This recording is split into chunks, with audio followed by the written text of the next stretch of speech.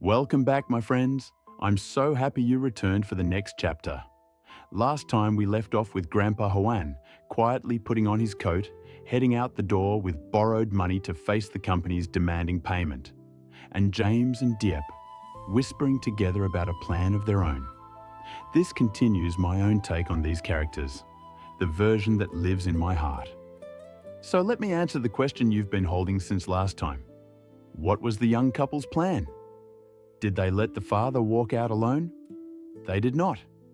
Here's what happened. As Hoan reached for the gate, Diep stepped forward.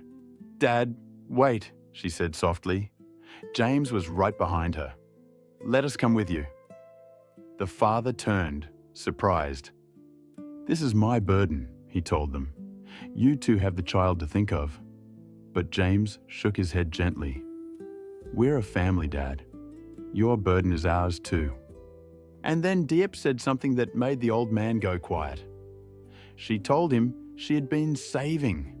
Little by little from the market, from selling eggs and bamboo shoots, she'd put aside a small amount. It wasn't much against 5 billion, but she pressed it into his hands anyway. "For the negotiation," she said, "so you don't go in with empty pockets." Hoan looked at that small fold of money. A man who once moved billions, now holding the careful savings of a daughter-in-law, and his eyes filled. Not with shame, with something warmer. He understood, in that moment, that he was not facing the creditors alone after all. Here's what I find beautiful about this.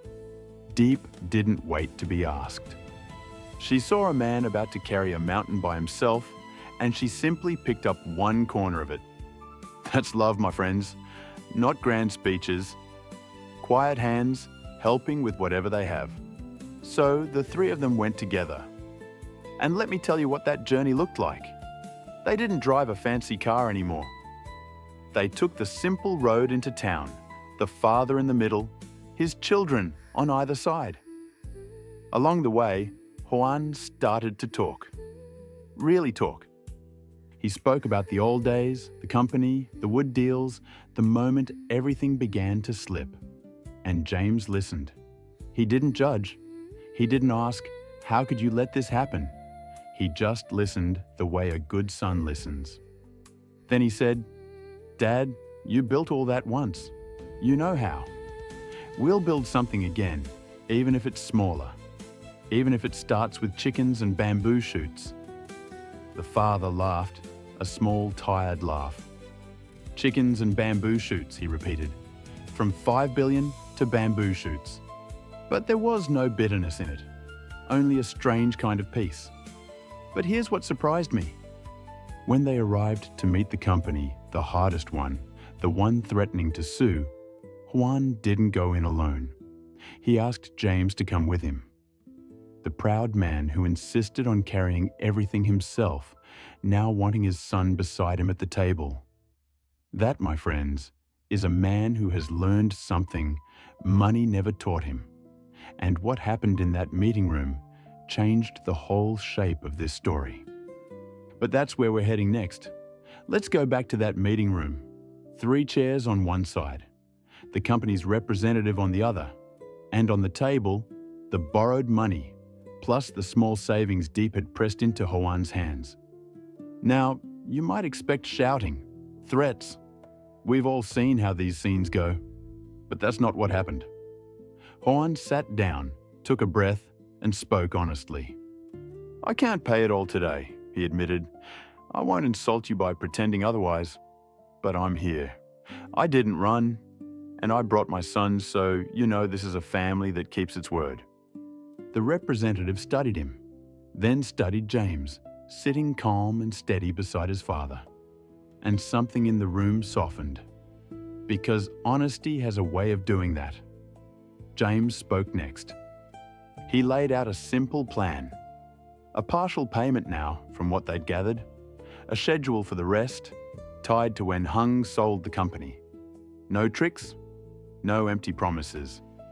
Just a clear, humble path forward. "We're not asking you to forgive the debt," James said. "We're asking you to walk it with us, step by step. What I love about this moment is that James never raised his voice. He didn't beg, and he didn't bluff. He treated the creditor like a human being, not an enemy. And you know what? People respond to that. The hardest hearts often soften, not when you fight them, but when you simply tell them the truth and ask for a little grace. The representative was quiet for a long moment. Then he nodded slowly. He couldn't promise everything, but he agreed to take the partial payment, and he agreed to hold off the lawsuit, at least for now, as long as the family kept to the schedule. It wasn't a miracle. It was something better. It was a door left open. Hoan reached across the table and shook the man's hand. And as they walked out, the father stopped on the steps and just stood there for a moment, breathing the air like a man who'd set down something heavy. He turned to James. "You did that," he said. "You spoke for me when I couldn't find the words." James shook his head.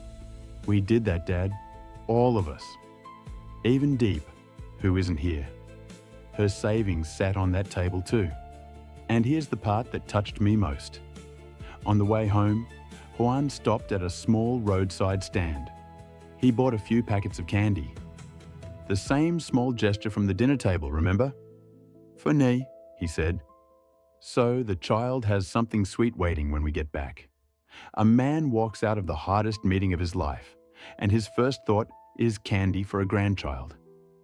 That's a heart that has its priorities exactly right. And then something beautiful happened. As they neared home, they could see Diep waiting at the gate, little knee on her hip, scanning the road for them.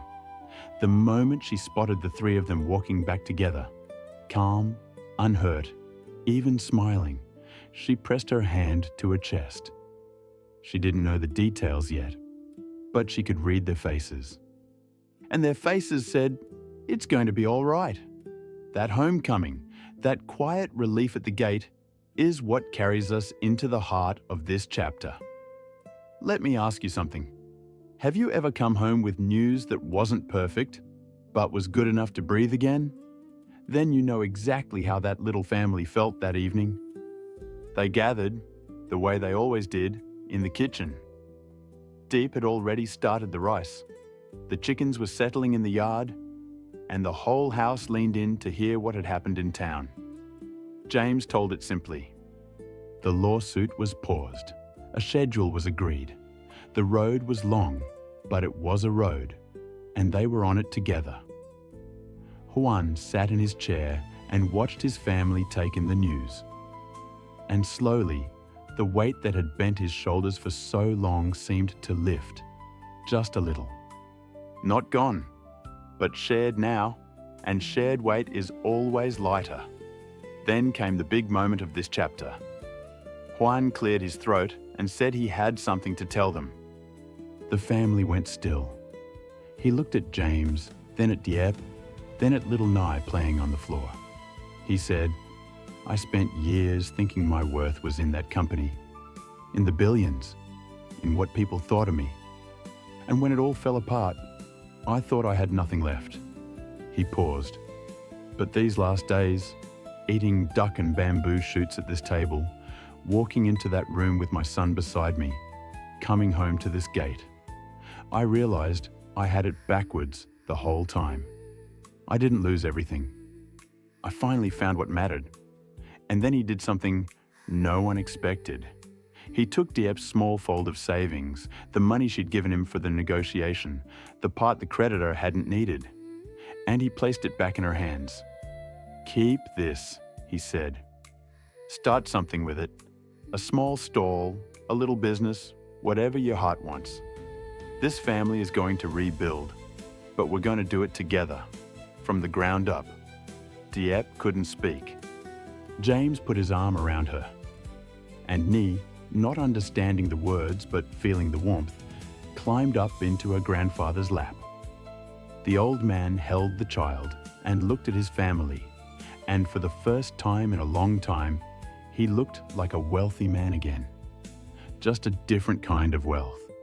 This is the part that gives me hope. A family that walked into the worst day together and walked out closer than before. The debt isn't gone. The road is still long. But they proved something on that road. Love doesn't just survive hard times. Sometimes it grows strongest right inside them. And what I believe comes next will be the most beautiful moment of all. Because a small idea was just planted in Diep's hands. A little business, a fresh start, built from bamboo shoots and savings and stubborn hope.